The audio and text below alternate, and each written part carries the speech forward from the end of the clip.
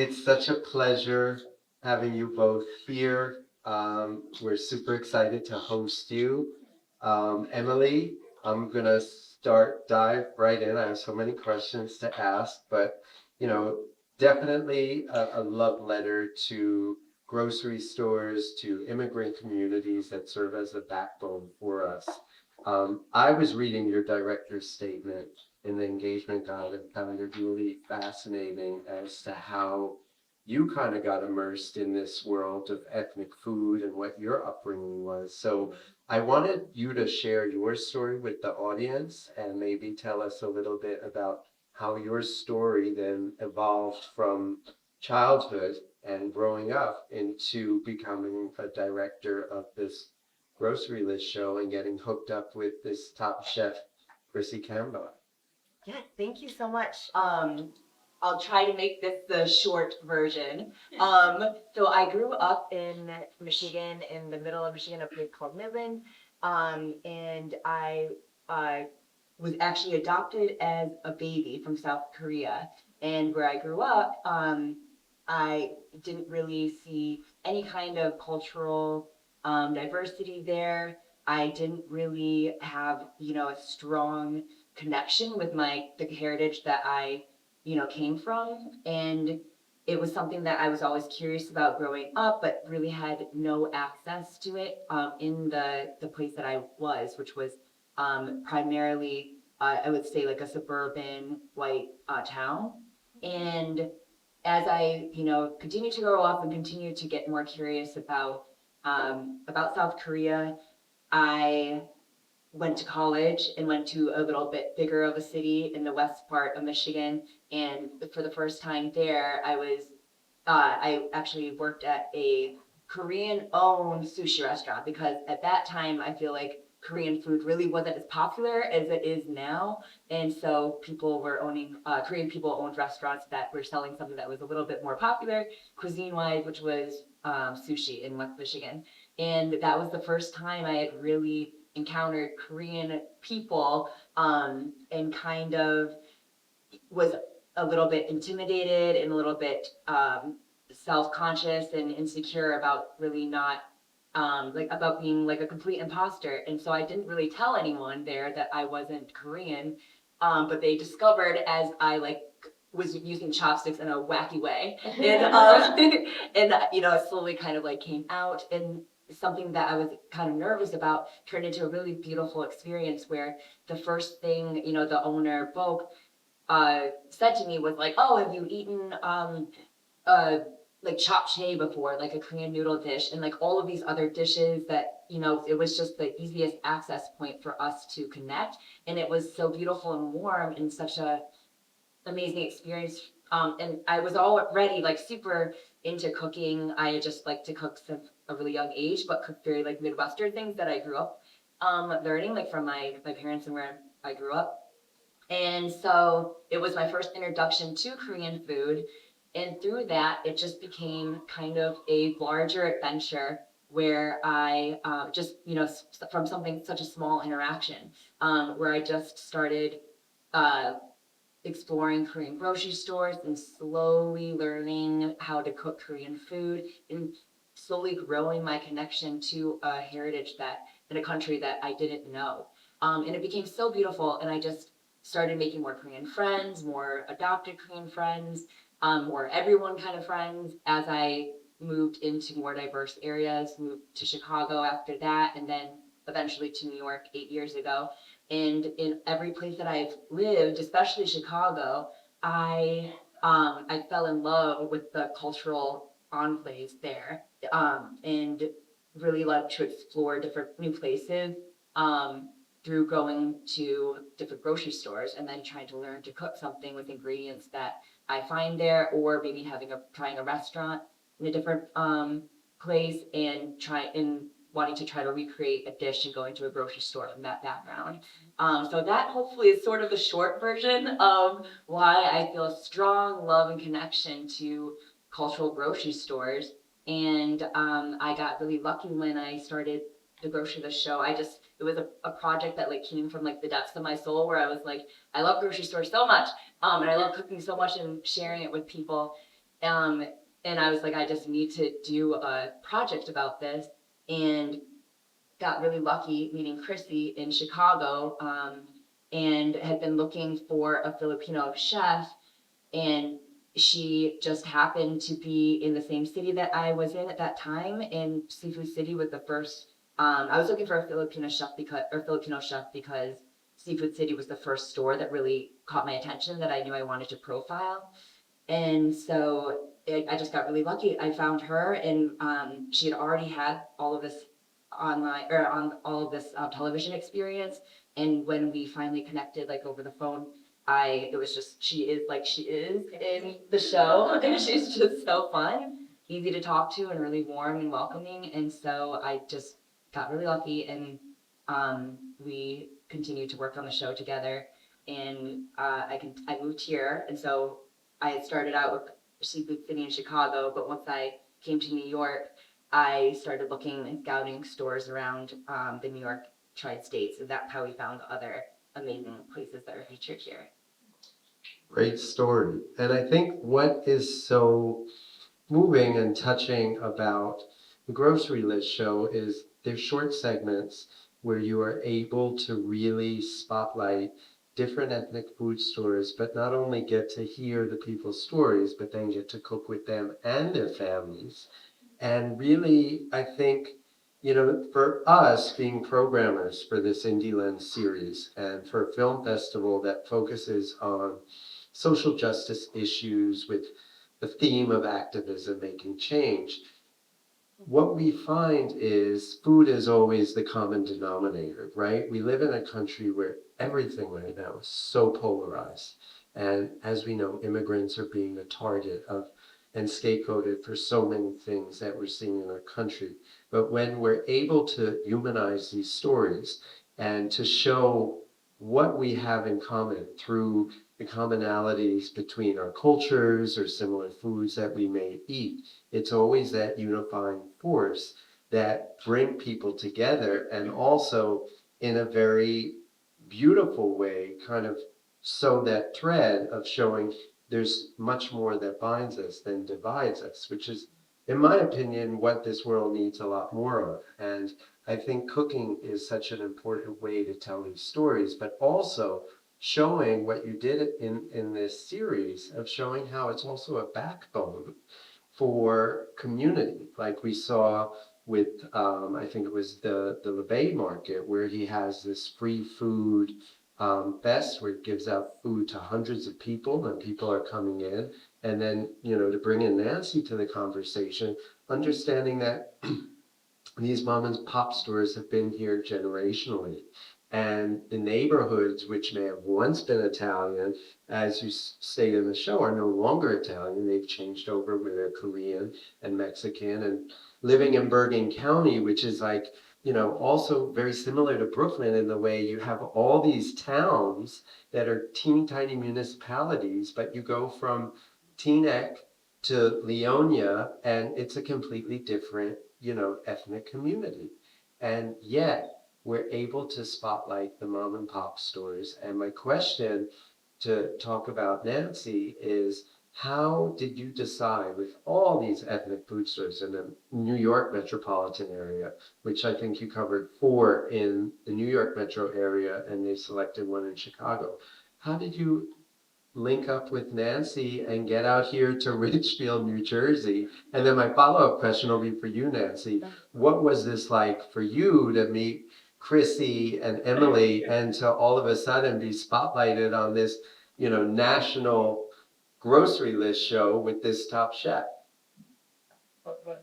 Yeah, I'm actually trying to. It was funny, actually. Okay, maybe you can tell that part, because I'm like, what I remember is that I received all of the names of stores by word of mouth. So it was anyone. People know that I love grocery stores and I love cooking, so people were often like the just places to me. And sometimes I'm in an Uber and having a conversation with someone, and I think one of the people I was in an Uber with was the one that suggested Valley Market in Bay Ridge. And so the inspiration comes from anywhere and everywhere. And for myself, I just like to walk around and explore neighborhoods and sometimes, come across them myself, but I know that one of my colleagues recommended Piccolos, but I can't remember how I first reached out to Nancy, if it was email or. No, so actually, it was a Friday afternoon, I remember, and you,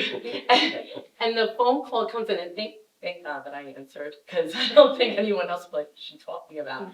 And you actually, exactly, you said that you like to have a colleague, a friend of mine that recommended your store, and I'm doing a documentary on grocery stores, and I'm like, okay.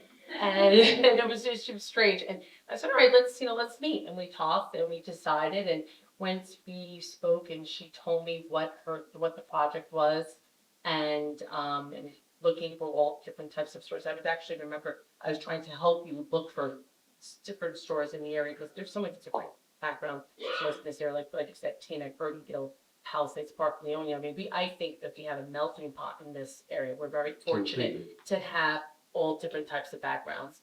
I would never be able to live in Michigan. That's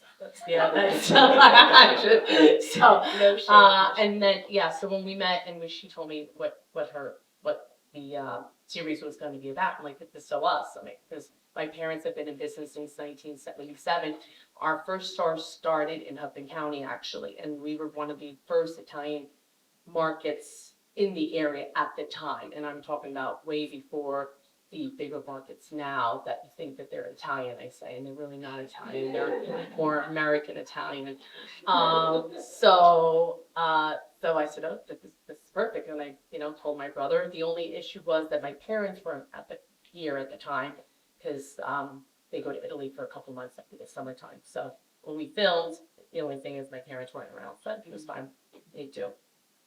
It was amazing. And I think, you talk about mom and pop shops, right? And you mentioned that the bigger stores have come in, and it's so hard for mom and pop shops to compete with, your Amazons and Whole Foods and all these, big brand markets. And yet you're the cornerstone of community, not just for what you are able to provide to the community, but also being this meeting place where you know these families, the families know you, you see kids grow up.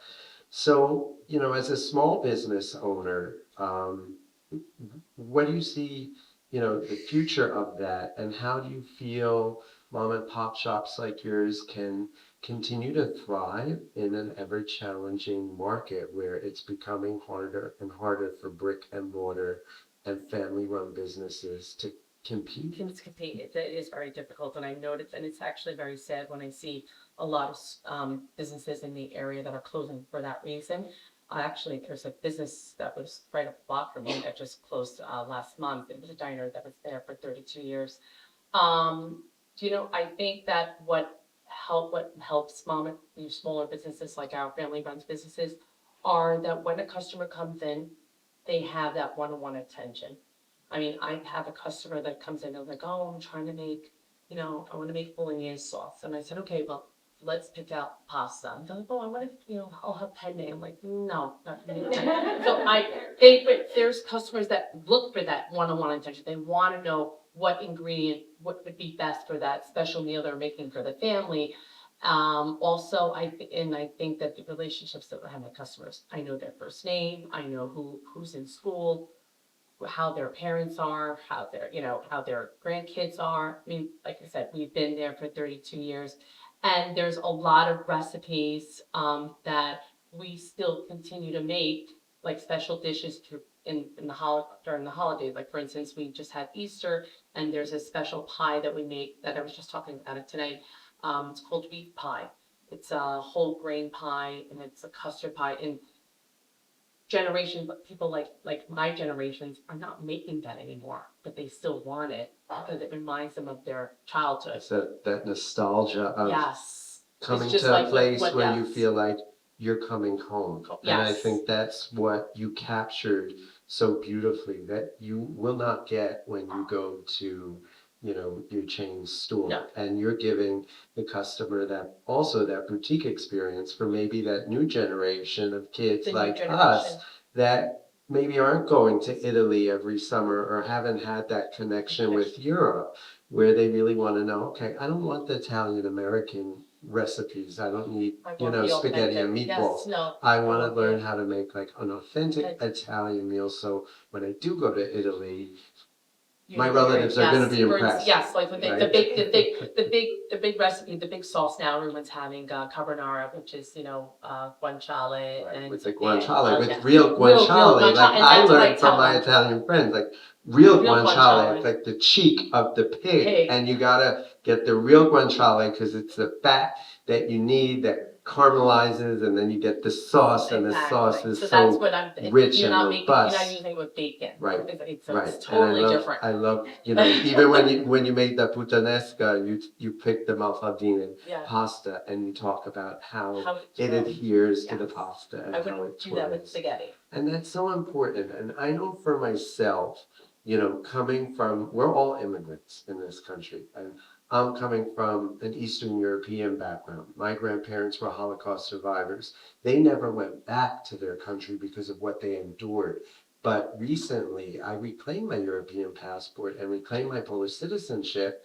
And in that process, I learned so much. And I went back to Poland this year for my first year and did a heritage tour going back to my grandmother's hometown.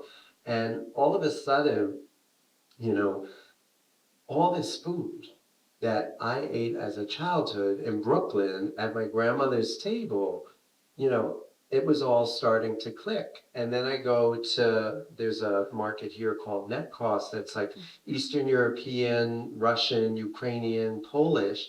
And then it's like, things like borscht and stuffed cabbage and the fishes are all these flavors that were just familiar. And then, you know, as a grandchild, it's all giving me, this newfound sense of my own cultural identity and where this food has come from and what we share together. And I think this is so Very important. important. So it's not just about food, it's about understanding, the centuries of tradition and how we are linked as community. And I think that's how you really kind of like bring different groups together and also make change, which is so important. I always say that to the younger generation. I said my daughter's generation or even my generation. I say that we really need to try to continue the tradition, even though you don't know how to make it. I try to teach them how to make it. I said because let's say 10, 20 years from now, your child or your grandchild are not going to understand the things that your great grandmother made you or your grandmother made you. And I think that it's very, very important. Just one dish, just to continue to have some type of connection with your culture and your And having background. those family experiences are so rich. And I think it's important to all Right. families to eat at the table, Right. and that's when you connect with It's a family, with the kids. right? Yes, Without a phone, yes. without a TV, and people talk to each other and look at each other. And that's something that you miss. I mean, how many of us, you go out to a restaurant, And people are spending hundreds of dollars to eat at a fancy restaurant. so it's- You see a family of like 6 people and they're all on their phone. Like that's something that we're losing. And it's That's- complete opposite in Europe. Yeah. Complete opposite. Well, I should say in Italy. Yeah. I mean, But all over Europe, I find, Europeans definitely are much more engaged in family and in taking the time to enjoy food and each just, each other. Mhm. Yeah.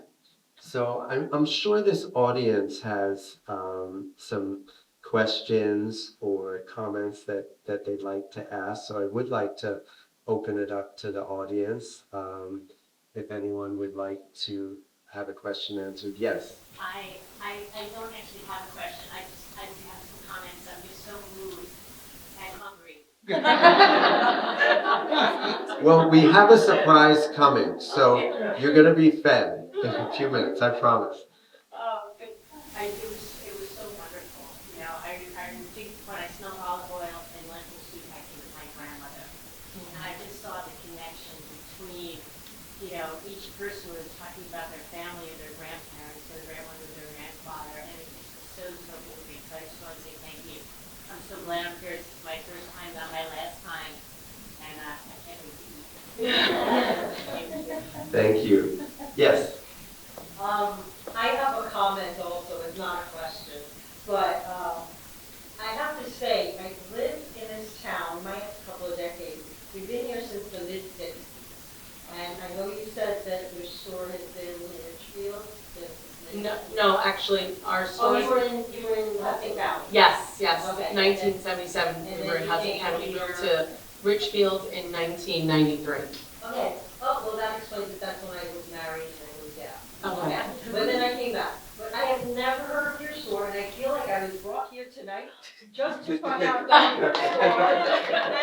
And Thank you. my baby just went away to college, and I discovered this big Italian market an hour and a half away, Central Jersey. And he's done with school now forever, and I'm like, oh, I will never be able to go to that market unless I drive out an hour and a half. No. Thank you. So thrilled. There you go. I feel like I have this connection to Chrissy in your movie where when she said, I don't know what she said, I don't get excited by certain other things. I love to relax. It was really that I could so relate to that. Like that's like my heaven. In the back, I think there was a, yes, in the purple. So I really enjoyed the movie so much, and I enjoyed seeing the various stories. Is this just like the first part? Is there going to be more? Good question. Great question. Is this for, oh, Yeah. I think it was just me problem. Great question. So we hope that there's a second season eventually. I have many stores that I've, on list that I would love to highlight. There was funding that was cut from PBS by our administration, so I wasn't able to get the second season that we had talked about yet, but I'm not giving up because I really loved every moment of making this show with everyone, and so I might try to figure out another way of maybe making my own channel on YouTube and raising funding a different way, but I want to continue to make a show that is either the Grocery List Show Season 2 or something that's very similar that still highlights amazing cuisines and cultural enclaves. In Jersey. In New Jersey. Everywhere. Yes. I just wondered where in New Jersey, in Hudson County, your store was. In North Bergen. In North Bergen, yes, the first one. My parents were, our first store was, we partnered with my uncle at the time because my father came here by himself in Italy. And when he came, he didn't have the funds to purchase stores, so we were partners with him. And then in 1992, we bought the property in Richfield and opened Piccolo-Velardo. Gladys. I just think this is so important in our society today that doesn't want immigration to be here, and what we've learned about food and people and the warmth that comes from various countries, the various people who so sweet. So I really appreciate everything you have done and shown me help. It was beautifully done, and like everybody else here, I am very happy. But I do want to say I learned so much about other countries and other people that we eat and that we enjoy it, and that's basic to all of us. So thank you.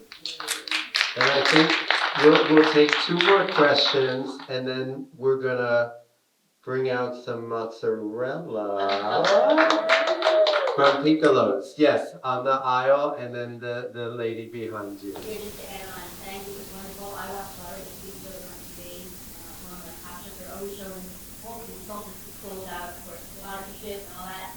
And we need a show on TV that highlights the small Thank you, that would be great. So important. It's a lot of work. Thank you. Yes, and in the back. I love it, thank you. You brought me back to being ready to go at my grandmother's incarnation potato locker. So I'm going to say, and I'm running out of the oil, we need to honor. Great memory. Thank you. So what can people do before we wrap? Obviously, we want to support Piccolos, and everybody has to go to Piccolo's and make sure that that is your go-to Italian market in New Jersey, and tell your friends across the bridge to come over. But seriously, what can people do both for Nancy to make sure that your stores are being supported, that family businesses are being supported, and Emily, for what you are doing to elevate these stories at a time in our country where it just feels like Indie Lens is our most important partner with the film festival, and PBS and NJPBS, which is also going to be disappearing after June. We're losing major cornerstones with regard to public media under this administration, and Corporation for Public Broadcasting losing their funding because for some reason PBS has come a target. So your stories are vital. They're vital to uplifting immigrant communities. They're vital to get people in maybe Michigan or other parts of the country that aren't as diverse as we are in New Jersey. Because the one thing I think that Nancy, has shared with us today, like I grew up in New York and New Jersey, and I can't imagine, and I wouldn't want to imagine growing up anywhere else because all I knew was I was surrounded by other people. And the greatest thing for me was, okay, I knew what we had at our house, but it was really cool when I went to my friend's house and the food was totally different. Or like I learned about, my Puerto Rican friend Abuela and Platanos. Me And, too. it was like, oh my God, We're very fortunate here. we were fortunate, but we all knew there was always a grandma, there was always food. Mhm. You were a little kid, you went over the house, you ate, nobody looked at each other like this person is different and not like me. We just all cared about was getting fed and playing with our friends. But things aren't like that in other places, and people are scared of other communities that might not look like us or might eat foreign food. So what's the takeaway? What can our audience do to leave here to support you and to make sure that stories like this get told? Thank you. Well, one thing I do want to say, I did not want to drag Michigan. It's an amazing place, and being away from it for so long, from the place that I grew up, I have even more appreciation for it, and also see from being on the East Coast how much of a culture the Midwest and specifically Michigan really is and has.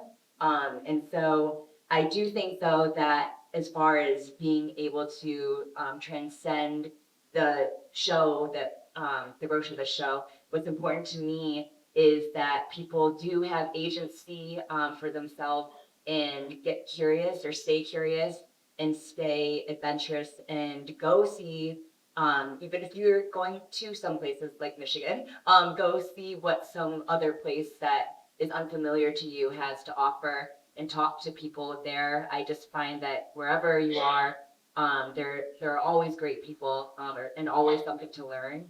And I just think that that's a fulfilling way to live life, or at least for me, it has been, to just stay curious and give yourself agency to ask people about your shared commonalities or differences, and get to know and appreciate both those things. I think differences are equally as great as commonalities, and that whatever it is, difference in politics, difference in cultures, cuisine, it's all healthy in a democratic society, and to be able to have healthy, respectful conversations, I think is the most important thing, whether or not people agree or not. And also, I just hope people do have more occasions where they can cook for themselves and cook for other people and have conversations and spend time with their loved ones or someone new. I just think that that's a really important thing, especially now as more conversations about isolation have been in the media and been brought to light. I think that it's really important. I think people, and it also has to do with all the rest of things that are happening in the world. It's just, I think, important for us to stay close to each other and remind each other that we're all, sharing this earth and this place together. And I think that yeah, having something as simple as a meal or sharing a meal doesn't have to be extravagant. Just sharing time with people is really important. So I hope that that continues to happen. Or that's what the show. I hope that that's what the show helps promote. Well, I definitely think that you accomplished that task, and that was so beautifully said, and I think so necessary and so important. And I just want to thank the two of you for lending your time to our audience here in TMEC and sharing your stories and sharing this beautiful series. I know that people can check out the whole series. Is streaming on PBS on the Indie Lens channel, and the PBS Food YouTube channel is also showing all of the grocery list shows. So I would encourage people to share that with your friends and watch all the other episodes. And I think without further ado, tell us about what we have. I think we're going to invite our guests into the other room. It's probably a lot easier to do it that way, and we'll do like buffet style, but talk a little about the mozzarella, the mutts that Well, we saw. that's something that my brother actually made, so And, that's all. and Salvatore, you know, he also I featured. wasn't kidding. I don't put your hands on the hot for that. I do so many other things. I'm not doing that. So Sal, I just gotta ask, because we saw you in the film making it. I mean, talk about that tradition. It's I mean, for me, I'm not kidding when I tell you, I remember doing it from when I was my son's age, from 7 or 8 years old. My father, would always be, oh, come over here, learn. You have to know how to do it. You need to know everything about the store and the business and how to run it. But he's like, you need to start here. This is what making mozzarella is his private joy. I mean, he takes passion in it every day. Still now, he still comes in sometimes and comes help and will not leave. He's there at 8 o'clock, leaves at 6, and the first thing he does when he walks in is, did you put the water on for the mozzarella? Yes, and we got lucky because I'm going to be honest with you. I never told you this. We were lucky that my dad was not there because all that film crew near the mozzarella, they would have never had it. Yeah, they didn't know, and thank God. Yeah. Okay, don't show them this. No, they would just never happen. And But- there'd be no approval on that. But even still now, he's always trying to help and to do. And even when my kids do come to the store, he still trying to teach them like he taught me.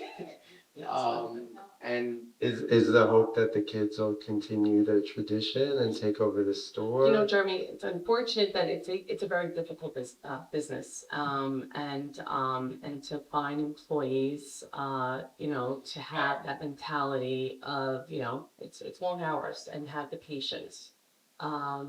So we hope, that we can as best we can, and we try to make our parents proud also.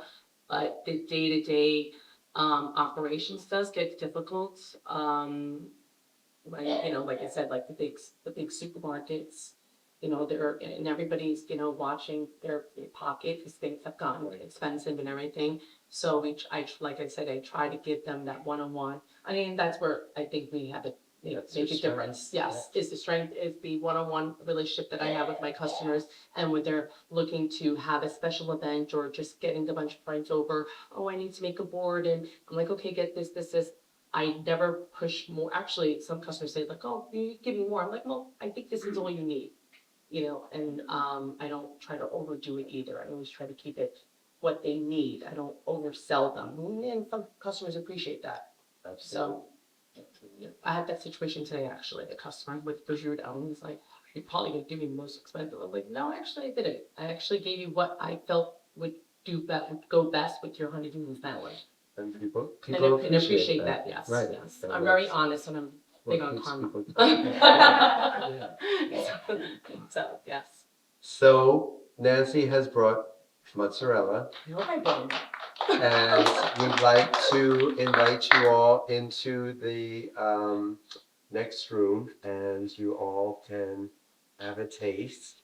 And I think, if there are any additional questions, I'm sure Nancy and Emily are happy to stick around and we can. Question over there. Oh, John. in the Oh, back, yes. yes. Yes, did you raise your hand before?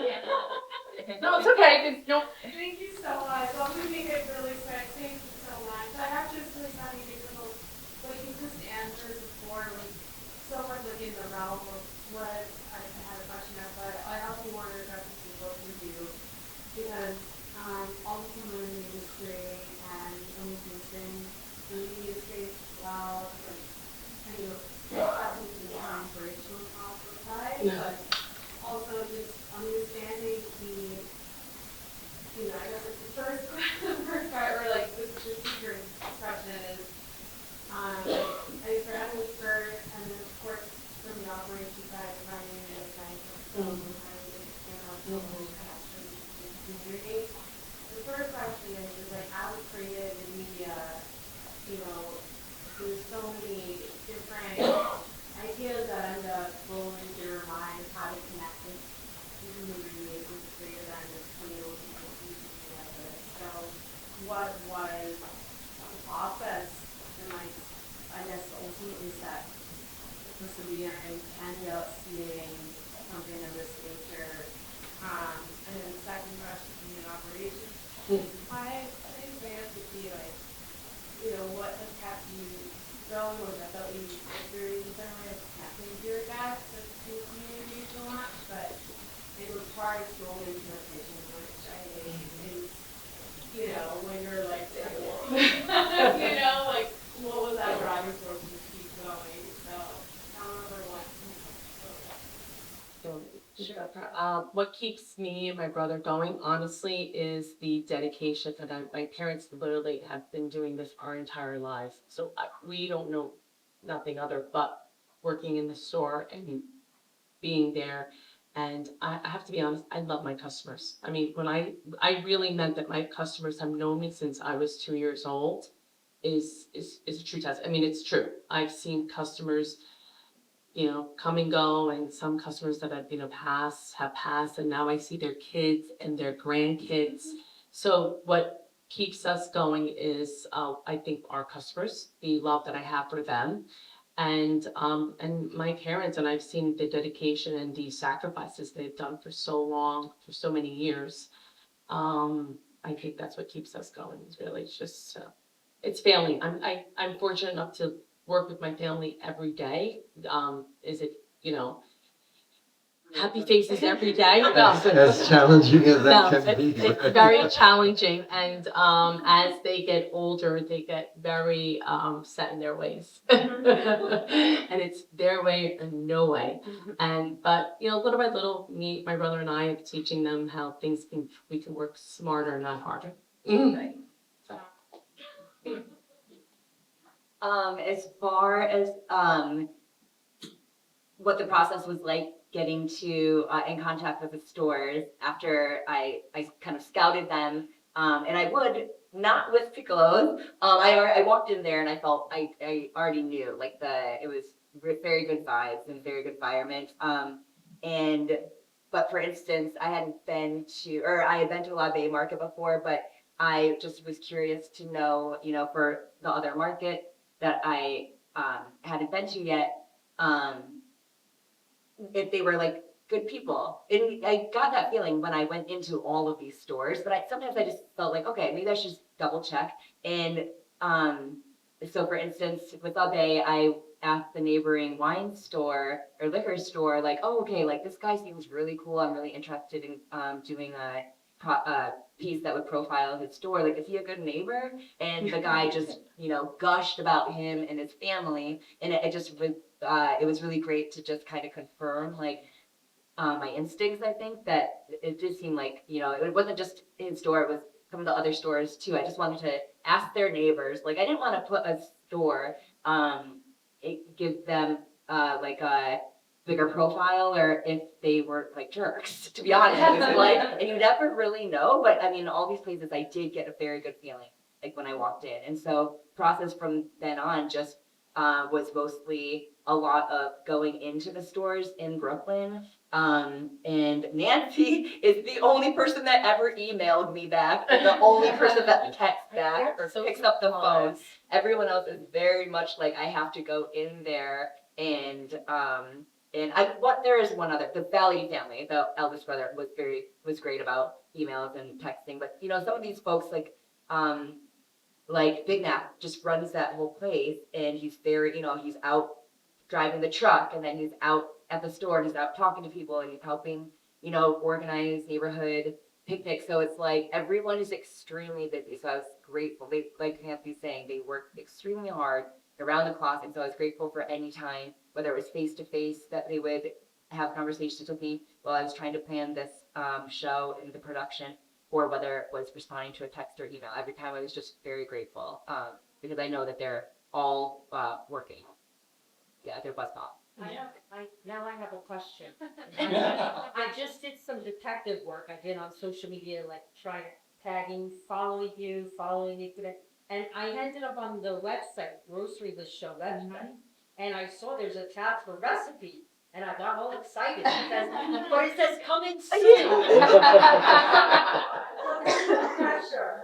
Wow, It would be great to see all those recipes.